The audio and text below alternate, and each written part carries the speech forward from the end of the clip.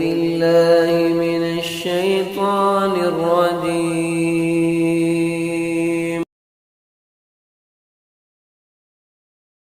السلام عليكم ورحمة الله وبركاته. الحمد لله رب العالمين والصلاة والسلام على سيد المرسلين نبينا محمد وعلى آله وصحبه أجمعين أما بعد.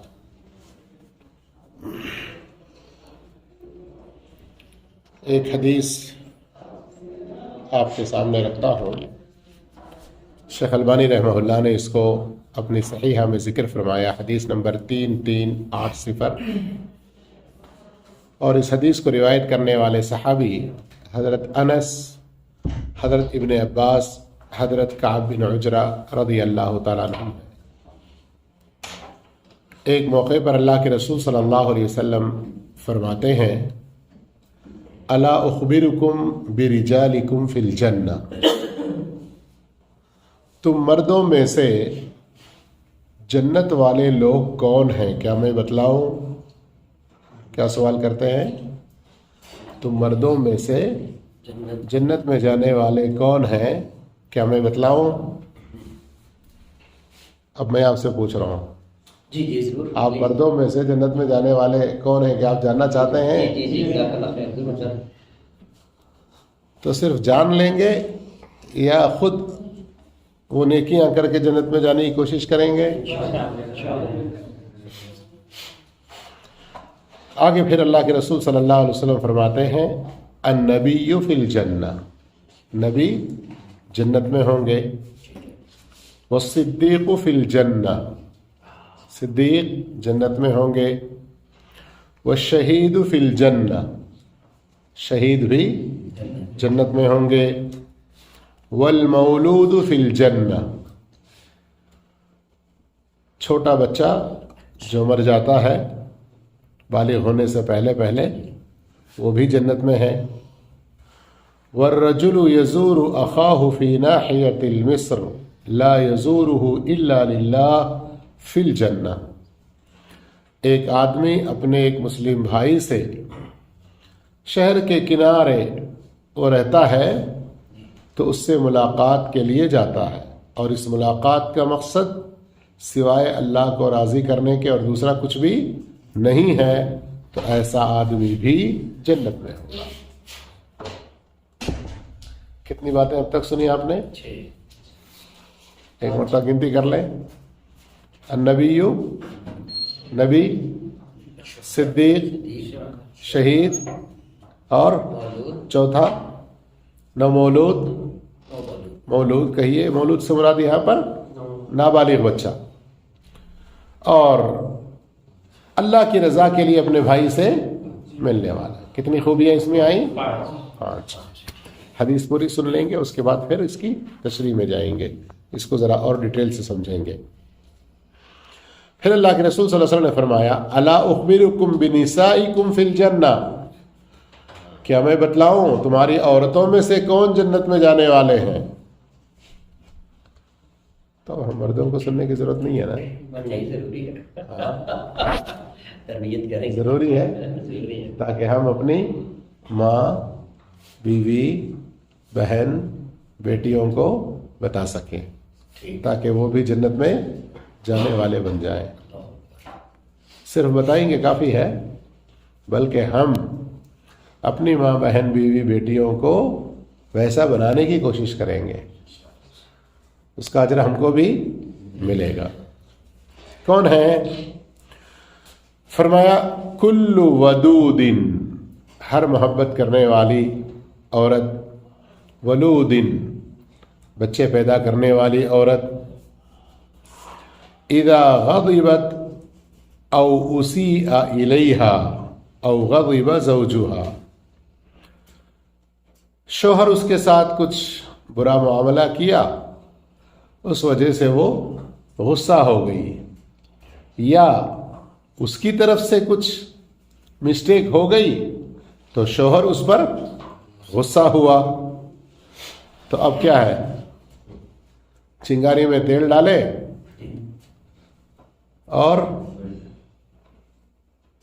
خیر وہ باتیں پھر شرح میں نہیں جائیں گے، حدیث کا ترجمہ سنیں گے. جب وہ غصہ ہو گئی کہ اس کے شوہر نے اس کے ساتھ کچھ برا سلوک کیا، یا اس سے کوئی مسٹیک ہو گئی جس کی وجہ سے شوہر اس پر غصہ ہوا، قالت، تو وہ کہتی ہے کس سے؟ اپنے شوہر سے، هذه يدي في يدك لا اكتحل بغمض حتى ترضى، یہ ہاتھ، یہ میرا ہاتھ آپ کے ہاتھ میں ہے، جب تک آپ مجھ سے راضی نہیں ہوں گے، خوش نہیں رہو گے، تب تک میں نیند کا مزہ نہیں حاصل کر سکتی، میں اپنے آنکھوں میں سرما نہیں لگا سکتی۔ یہاں تک حدیث پوری ہو گئی۔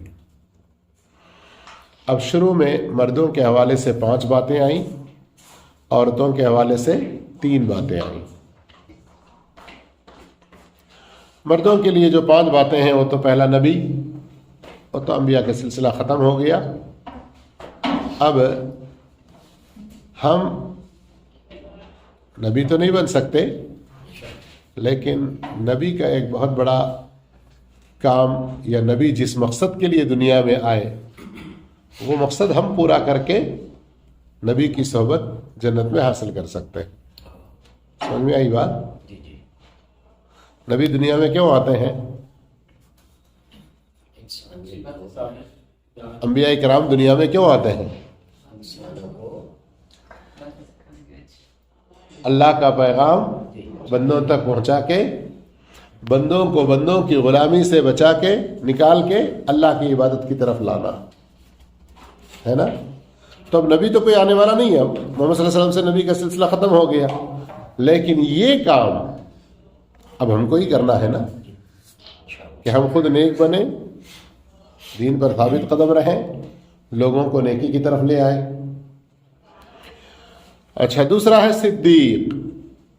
یہاں صدیق فی الجنہ کے 2 معنی ذہن میں رکھیں گے اچھی طرح۔ ایک، ابو بکر صدیق کی بشارت ہے، ابو بکر صدیق رضی اللہ عنہ کے لیے خوشخبری اور بشارت ہے کہ وہ جنت میں ہوں گے۔ اور دوسرا معنی اس کا یہ ہے کہ ہر وہ آدمی جو اس صدیقیت کے مرتبے تک پہنچنے کی کوشش کرے۔ صدیق کا مرتبہ کیا ہے؟ کہ وہ اپنے، صدیق کہتے کس کو ہے؟ صدیق کا معنی سچا۔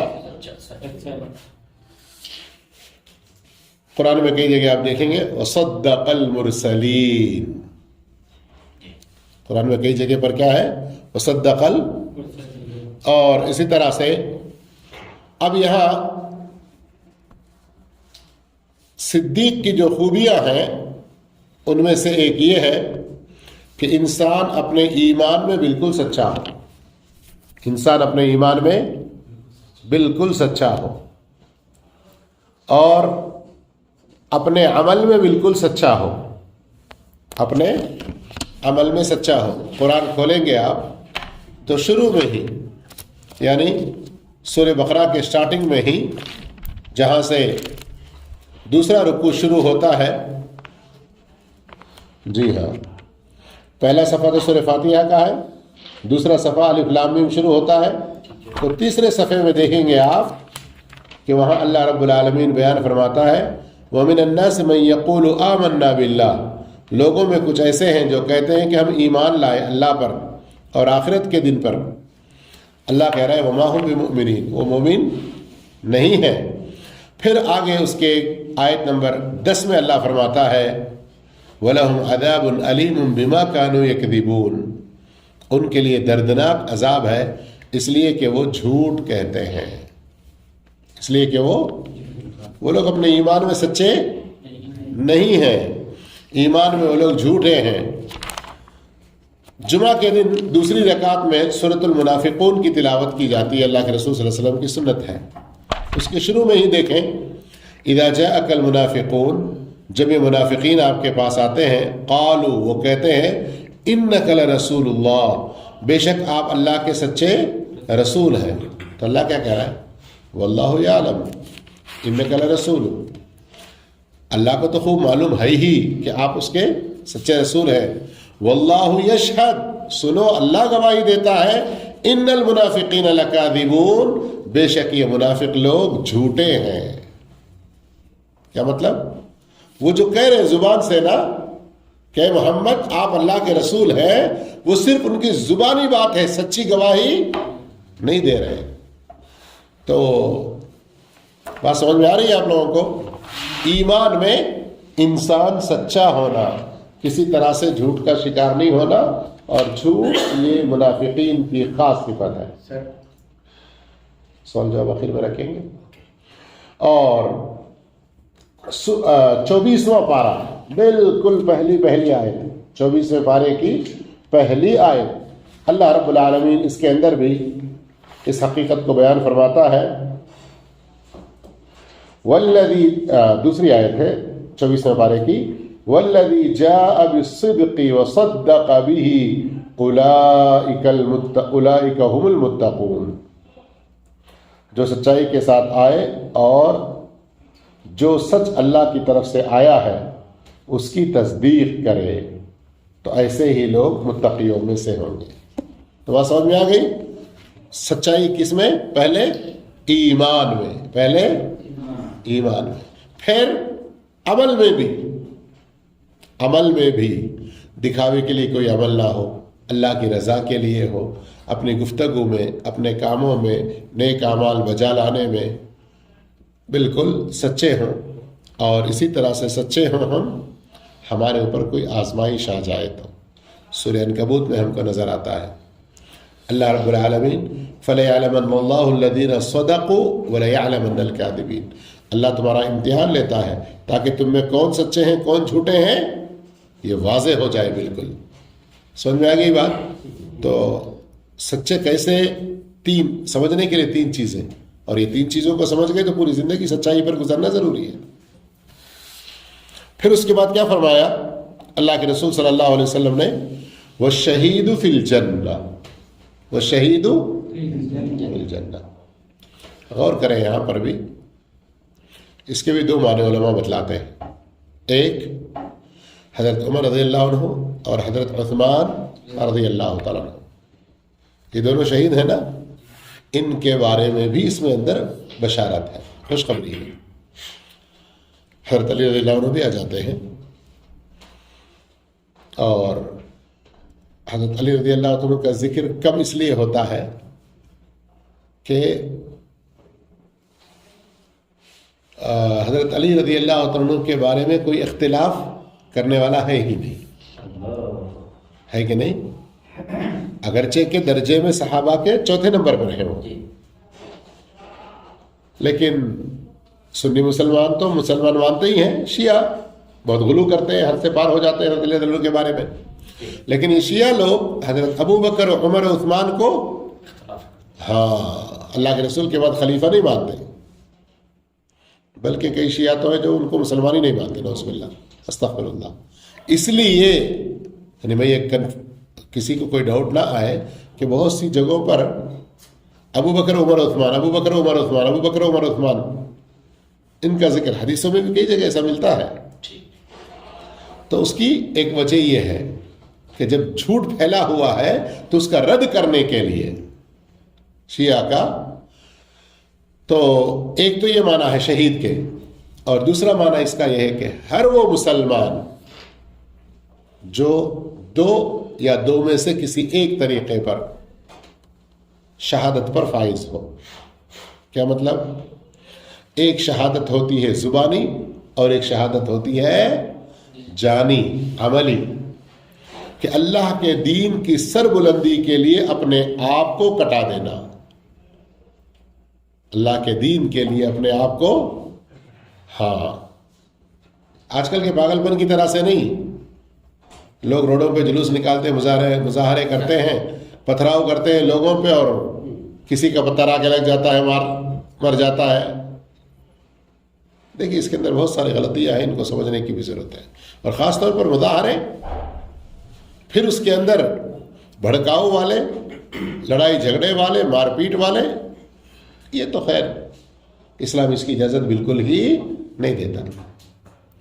اسلام تو اس بات کی ترغیب دیتا ہے کہ مسلمان میں سے اگر کوئی آپ پر زیادتی بھی کرتا ہے بعض حالات میں غیر مسلم کی طرف سے بھی قرآن آیتوں سے ثابت ہے. تو صبر سب سے افضل چیز ہے. لیکن کچھ ہمارے ملکوں کے قانون کے حساب سے ہمارے اوپر ظلم ہو رہا ہے. یہ اے سی او میں بیٹھ کر جو حکومتیں کرنے والے بڑے لوگ ہیں ان کو سمجھ میں نہیں آتا، اس لیے ہم مظاہرہ کرتے ہیں، روڈوں پہ نکل آ کر ذرا چلاتے ہیں، پھر وہ میڈیا میں بھی آ جائے. ٹھیک ہے بھائی، تھوڑی سی آواز اپنی بلند کر رہے ہو کہ لوگوں کو پتہ چلے کہ آپ کے اوپر ظلم ہو رہا ہے. لیکن یہ کیا بات ہوئی کہ توڑ پھوڑ کرو، کسی کا نقصان پہنچاؤ؟ اسلام اس کی اجازت نہیں دیتا، اور ہماری عوام اس چیز کو نہیں سمجھتی.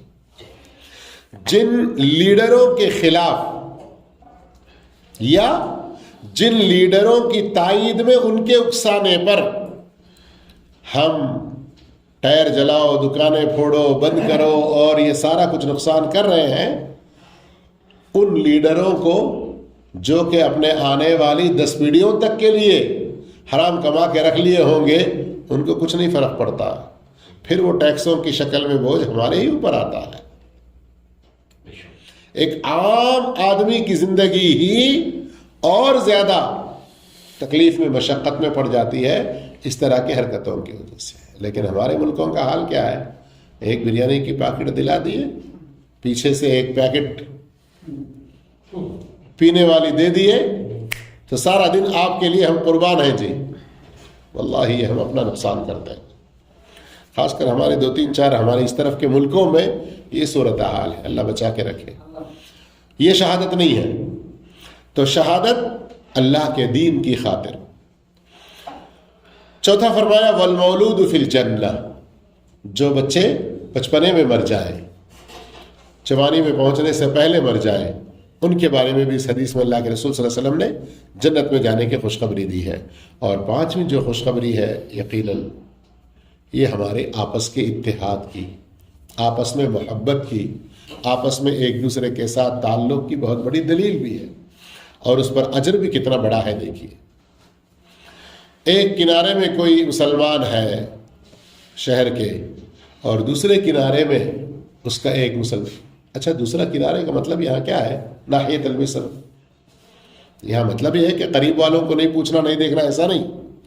مطلب یہ کہ انسان اپنا ایک وقت نکال کر، ٹائم سیٹ کر کے، ارادہ بنا کر کچھ دور جا رہا ہے کسی سے ملنے کے لیے، تو وہاں اس کا مقصد کیا ہے؟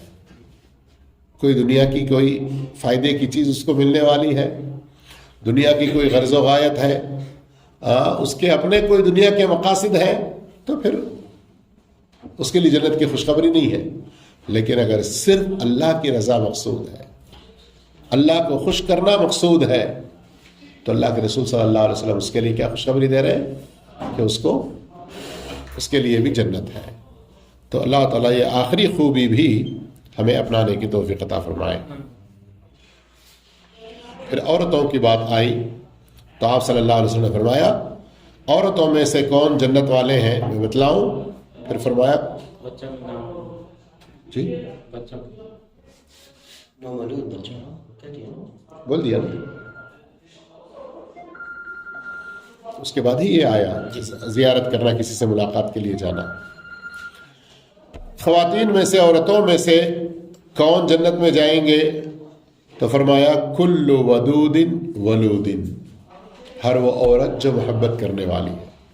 اور یہاں حدیث کے الفاظ پہ آپ غور کریں گے تو شادی شدہ عورت کی بات ہو رہی ہے. کس کی بات ہو رہی ہے؟ تو خاص طور پر میں یہ اس لیے بھی ذکر کر رہا ہوں کہ نوجوان لڑکے یا لڑکیاں حدیث کا غلط مفہوم نہ نکالیں اور محبت کے جو غلط چکر چلتے ہیں آج کل، اس کے لیے اپنا راستہ ہموار نہ کریں. سمجھ میں آ رہا ہے نا؟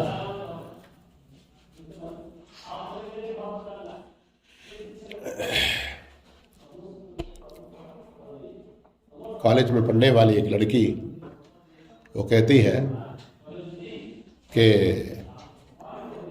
میری تمام سہیلیوں میں اکیلی ہی مکمل فل پردہ کرنے والی تھی. یہ اپنے ملکوں کا واقعہ ہے. یہ سعودی عرب کا نہیں ہے. اب میں خاص طور پر نام نہیں لیتا، پاکستان کا ہے، انڈیا کا ہے، فلاں شہر کا ہے، ورنہ پھر وہ شیطان کسی کو کچھ نہ کچھ ہوا دے دیتا ہے. لیکن ہمارے ملکوں کا واقعہ ہے. کالج میں پڑھنے والی لڑکی کہتی ہے کہ میں اکیلی ہی، میری تمام سہیلیوں میں فل برقع پہننے والے تھے. فل برقع سمجھ رہے ہیں نا؟ آج کل چہرہ کھلا رکھتے ہیں تو بھی کہتے ہیں ارے ماشاء اللہ کیا نقاب پہنی ہے، اور وہ چہرہ کھلا رکھ کے سارا میک اپ کی ہوئی. یہ فل کا مطلب چہرہ بھی چھپا رہی ہے. اور دراصل یہ میری امی جان کی طرف سے تاکید تھی. تو اسکول کے آخری دور سے ہی مجھے امی نے عادت کر دیا تھا. جب کالج میں چلی گئی اور وہاں دیکھتی تھی میں کہ کبھی کوئی بچی کسی لڑکے کے ساتھ گاڑی پہ بیٹھ کے جا رہی ہے، کبھی کچھ بچیاں آپس میں مل کر بیٹھ کر بات چیت کر رہے ہیں، ان کے ساتھ ان کے کلاس والے کچھ لڑکے بھی ساتھ میں شامل ہیں. تو میں گھر میں آ کے امی سے کہتی، امی زمانہ بڑا ترقی کر گیا ہے، ہاں تو بہت ساری بچیاں برقع پہن کے آ رہی ہیں، تو مجھے اجازت دینا کہ میں بھی چہرے سے صرف ہٹا دوں، باقی برقع پہنوں گی، نقاب اوپر سے صرف اتنا اسکارف نہیں پہنوں گی. کوئی بچیاں پہن کے نہیں آ رہی ہیں. لیکن امی جان بہت سمجھاتی، بہت تاکید کرتی، کبھی کبھی ڈانٹ دیتی. آخر کالج کا دور بھی ختم ہوا، شادی بھی ہو گئی. زمانہ اتنی تیزی کے ساتھ گزر گیا کہ اب میری بیٹی ابھی ہائی اسکول میں پہنچی. اب مجھے ایک ایک لمحہ میری امی جان کی باتیں یاد آنے لگی. ایک ایک لمحہ. اس وقت تو ابھی اتنی برائی عام نہیں تھی، اور ہم لوگ زمانہ ترقی کر گیا سمجھ کر امی جان سے اجازت پوچھتی نہیں دیتی. اور آج کی ہماری یہ بچیاں مانتی ہی نہیں ہیں، اتنے تنگ پیجامے پہن کر جاتی ہیں کہ اگر وہ کلر والا نہ ہو تو پتہ نہ چلے کہ آخر. ابھی کئی ساری ایسی بچیاں ہیں جو جسم سے ملتے جلتے کلر کے پیجامے پہنتی ہیں، اور دیکھنے والے عام آدمی کو دور سے تھوڑی سی نظر ڈالے نہیں لگتا کہ اس نے کچھ پہنا ہوا ہے. اور پھر وہ اس قدر قدموں میں یا اس کی ران اور اس کے پنڈلیوں میں چپکا ہوا کہ اس کے اندر شاید ایک دو انگلی بھی جانا مشکل ہو جائے. یہ حرام ہے اس طرح کے کپڑے پہننا، اس لیے کہ مرد بھی ہو یا عورت بھی جسم سے چمٹا ہوا کپڑا نہیں پہننا چاہیے کہ جسم کے اونچ نیچ ظاہر ہونے لگے. اور اتنا شفاف پتلا مہین بھی نہیں ہونا چاہیے کہ پہن کر بھی اندر کے جسم کی رنگت معلوم ہونے لگے. تو یہاں بات آئی تھی کل ودود، محبت کرنے والی. تو یہاں شرعی محبت ہے، یہ آج کل کی غلط بات نہیں ہے. ولود، زیادہ بچے جننے والی. تو یہ اس کی بہنوں کو، اس کی ماں اور اس کی خالاؤں کو ان کے تجربات سے اس چیز کا اندازہ ہوتا ہے. یہ عورت زیادہ بچے پیدا کرنے والی عام طور پر.